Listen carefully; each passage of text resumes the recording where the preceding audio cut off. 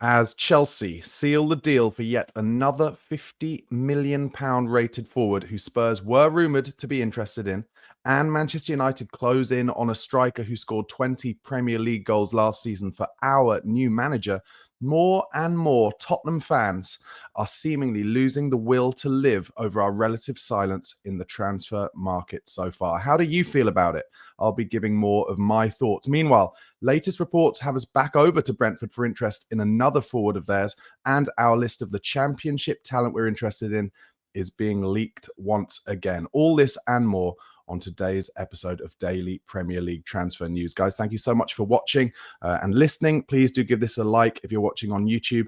And also, please do vote for me in the Football Content Awards if you like my stuff. The link is in the description box below. All help much appreciated. But let's get started with the transfer don, Fabrizio Romano.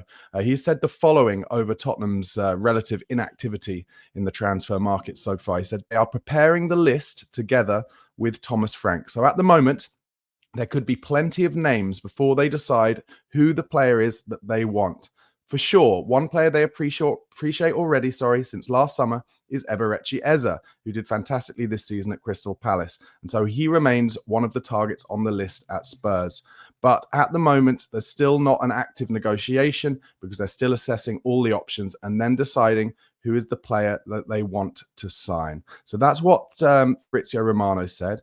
Also, Paul O'Keefe said on Twitter today, I'm recording this late Sunday night, just about 9 o'clock, and I got in a little bit of a back and forth with Paul O'Keefe where he said that basically a similar thing to Fabrizio, where Tottenham are really suffering because of the circumstances of changing manager and Thomas Frank not having seen any of the players in training and therefore not really knowing who is going to suit the different tactical systems he's going to use and who isn't. And therefore, as a result, it's not quite as simple for Spurs to try and get players in as it is for the likes of Chelsea, who've had Maresca for a long time, Manchester United, who've had Amorim for half a season now, and of course, Man City with Pep, and Liverpool with Arne Slot, who's been there a year. So Paul O'Keefe and Fabrizio Romano, both names I really respect in the transfer industry, just saying basically, Spurs fans, you're going to have to be a little more patient. However, and I did do a live stream on Friday where I was calling for some patience too. That doesn't mean that I don't understand the stress within the Tottenham fan base. There's a lot of people kind of talking about how this is a real opportunity for Spurs to build from a position of strength because we won the Europa League, because we're back in the Champions League next season. But although I do agree with that, I also think there is an element of that doesn't mean that you can just assume that Thomas Frank is going to know exactly what he needs and which players within the Spurs squad already are going to work, and that he should automatically just go out and get 4 or 5 players that he thinks are going to work when he doesn't know for sure, based on training he's seen, whether there might be players already in the squad who can do that. However, and the reason this is coming up again, and I'm talking about it again, is because this evening, just in the last hour, in fact, it's been announced that Chelsea have agreed a £50 million deal with Brighton that might well raise to £60 million for João Pedro. João Pedro is a name who has been on Newcastle's list, on Spurs' list. We all know that Tottenham need more options in the wide forward roles. And yet again, Chelsea, just who I always talk about how they just hoover up young talent from across Europe. Yet again, they have just stepped in early, even though they're over at the Club World Championship. So I can see why you'd be frustrated about that. But I also trust that, Johan Langer's list will be long, and obviously Don Fabio Paratici, the second Don I've spoken about tonight, he will have a list of players when he comes back in at Spurs that will be a little bit more under the radar, kind of a similar kind of level to Destiny Udogie, who, let's face it, none of us knew about. And, we picked him up for a really good price, and he is going to become long-term an excellent player for Spurs, and of course has already won a trophy in the first team at Tottenham Hotspur. Before I move on, I should say, because I know I'll get lots of comments, I'm fresh out of the shower. It's been an absolute heat wave in London today. So to do this video tonight, I had to have a freezing cold shower, and that's why I look ridiculous. Anyway, let's move on. The Brentford player that Spurs are monitoring is Yohan Wissa. Now, the thing that would surprise me is if, realistically, they're going to lose Mbeumo. They've lost Christian Norgard already. They've lost their manager. They've just appointed Keith Andrews. Are they really going to be wanting to sell Johan Wissa? It seems unlikely, and I think Tottenham would have to pay an exorbitant sum of money if they were going to get him in. So that seems unlikely to me, but also not a surprise that we're monitoring him based on exactly what I just said, really. You know, with the João Pedro move to Chelsea and him being someone Spurs were looking at, we all know that we need more options in those wide forward roles, and that will get even more important if Son Heung-min does leave the club.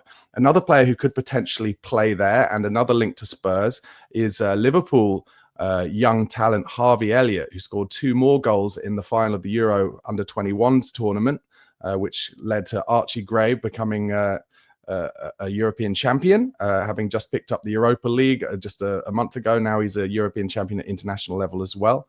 Tottenham have apparently made an inquiry to land the 22-year-old forward, Harvey Elliott, who could apparently be available for in the region of £40 million. I like him. I've talked about him before. I'm just a little worried about Spurs buying players who are diminutive in stature. I think we need more physicality on the pitch, but he's not the kind of small player who gets knocked off the ball. He's pretty strong on the ball, and he's definitely got a how will I describe it? I'd say Harvey Elliott has a scratchy attitude. One of those players, a bit like Richarlison, who you don't like playing against, but if he's on your team, and Christian Romero, actually, if he's on your team, you kind of want him there. He is a young talent. He doesn't get enough game time at Liverpool. They've just bought in Florian Wirtz, amongst numerous other signings. So you could see why he'd be available. I've always been really impressed with what he's done when he's played for Liverpool. He comes off the bench a lot, gets important goals.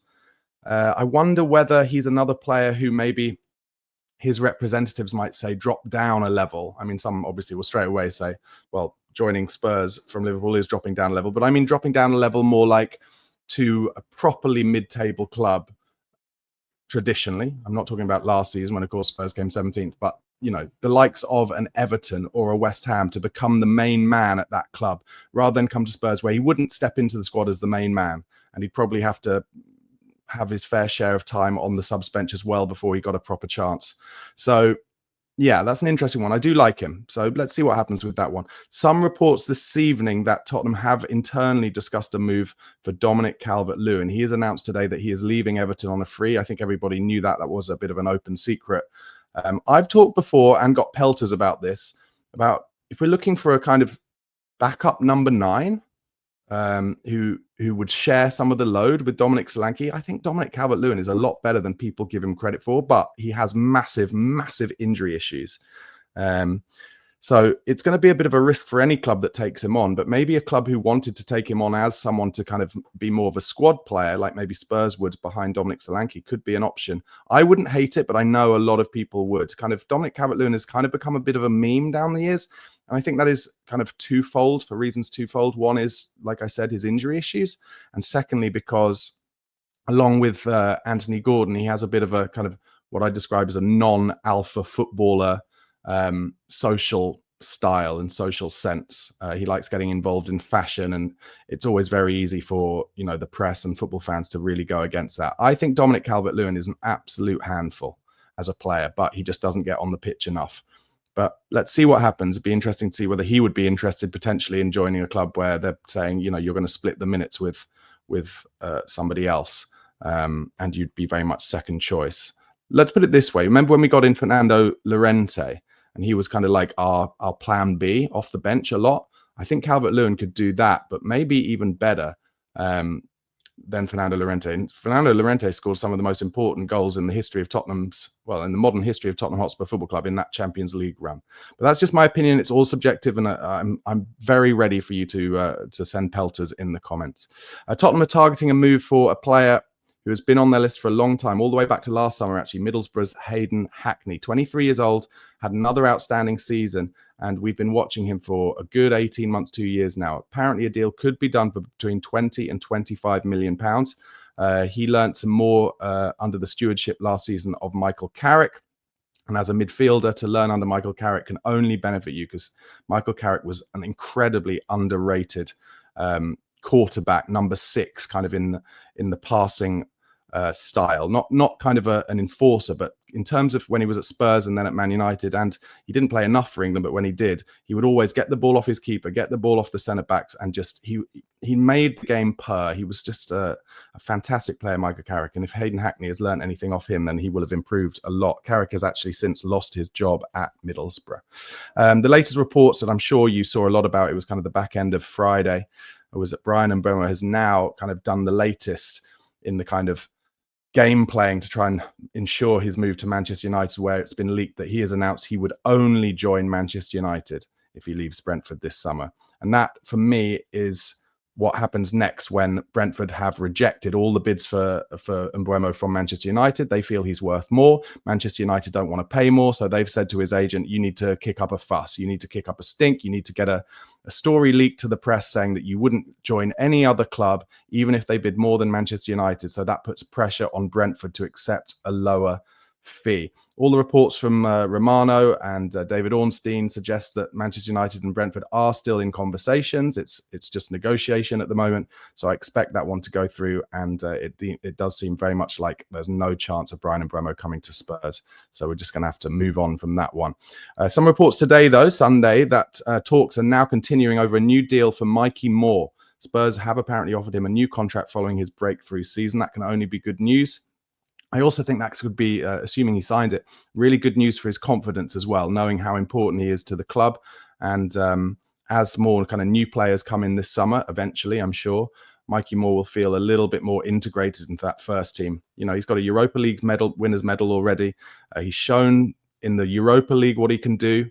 And now we need to see him start doing some stuff, getting more minutes under Thomas Frank in the Premier League. Other reports from the Championship, Sheffield United apparently willing to potentially pay £6 million for Ashley Phillips if Spurs are willing to sell this summer. I would imagine that Ashley Phillips probably will leave this summer. And if so, I think £6 million would be decent for Spurs. And Spurs have apparently placed a £6 million valuation on Alfie Devine as well, with Sheffield United also apparently interested. So imagine if we could get £12 million for Alfie Devine and Ashley Phillips, I think that would be good. For me, based on the little I've seen of those players in Tottenham shirts over kind of pre-seasons before, I would be more reticent to sell Alfie Devine. I like the look of Alfie Devine. He's still young. He's still learning the game, but I think he's going to become an excellent player. And I think it'll be interesting to see whether Thomas Frank agrees with me early in the pre-season, which, according to Alistair Gold, by the way, he expects a good number of Tottenham's players to be back in the training ground on or around the 5th of July. So what are we at? I'm going to release this Monday morning, so that's the 30th of June. So we're talking about kind of 6 days' time or so. West Brom, once again, have been linked with Will Lancashire. That's Ryan Mason's West Brom now. And some injury news. I'm not sure exactly how definite this is, but there's some injury news I've seen come out of the club suggesting that they have high hopes that maybe everybody will be ready injury-wise for the UEFA Super Cup final, which is on August the 13th. There's been a lot of talk about the possibility of Decky Kulusevski missing maybe half of next season. So it seems a little soon, but the report suggests that both Kulusevski and Dragusin are working incredibly hard and well ahead of schedule, and that James Maddison is likely to be ready much before those two as well. So yeah, let's see what happens with that. I saw some interesting stats about Tottenham's kind of financial situation, the rankings over financial year 23-24. Spurs were 5th in total revenue in the Premier League, 528 million. 7th in terms of what they spend on wages, 222 million. Expenses 3rd with 159 million. Transfer amortization, that's 5th with 136 million. I think I'm right in saying that's the amount of money that we owe on transfers, but correct me if I'm wrong. Profit and loss before tax, 12th, minus 26 million pounds.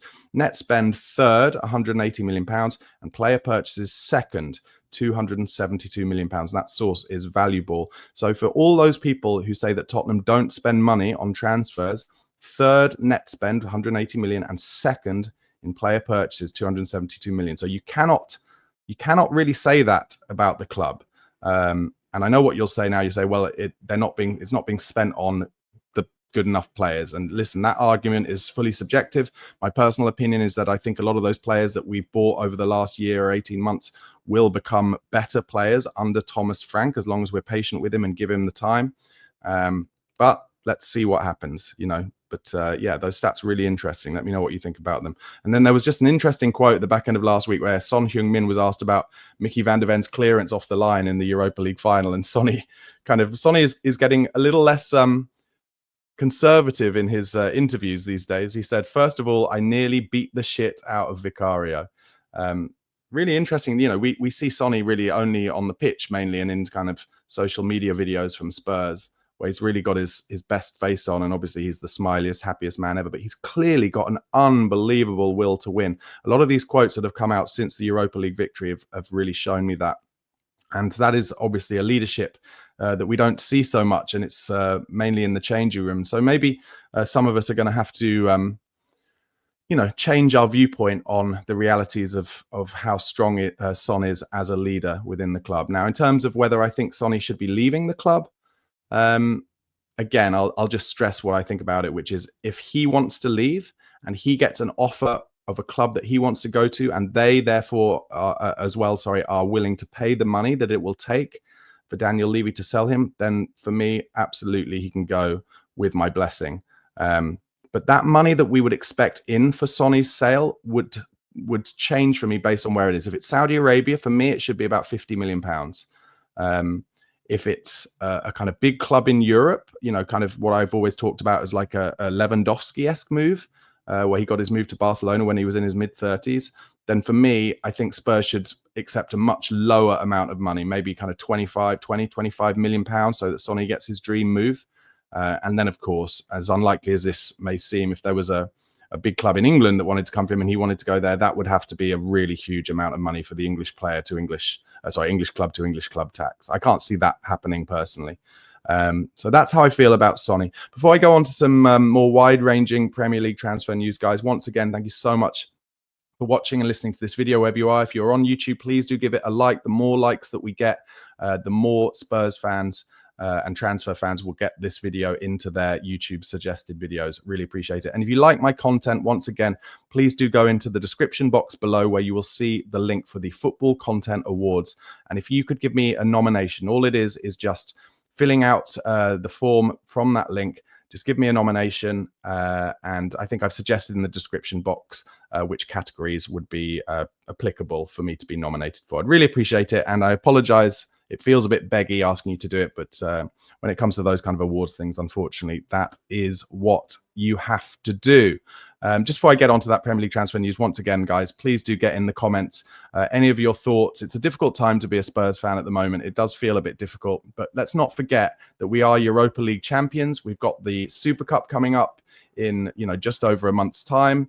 And even though we're not making signings as maybe we want to, and as an example, I remember under Conte, we made a couple of early signings, didn't we? We made certainly the Perisic signing early and everyone got very excited. Well, that didn't actually prove to be beneficial in the long run. So maybe, just playing devil's advocate, maybe the fact that Thomas Frank wants to get a good look over the players, get a proper idea of what is needed with his coaching staff, maybe that patience may in the long run really stand Spurs in good stead. But like I said, I do understand that it's very difficult.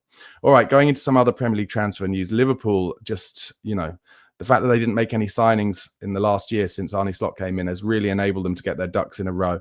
And their summer spending spree looks set to continue as they close in apparently on a move for Mark Gay. They're in prime position, apparently. And of course, Gay is another man who's on Tottenham's list if Romero was to leave. But for all reports I've heard, Gay is not interested in moving to Spurs.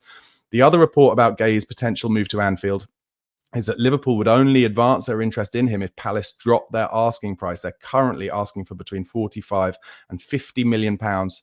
Now, Mark Gay is, of course, an England international, very experienced Premier League defender, came from Chelsea. So that doesn't seem like too huge a number, but he only has 1 year left on his deal.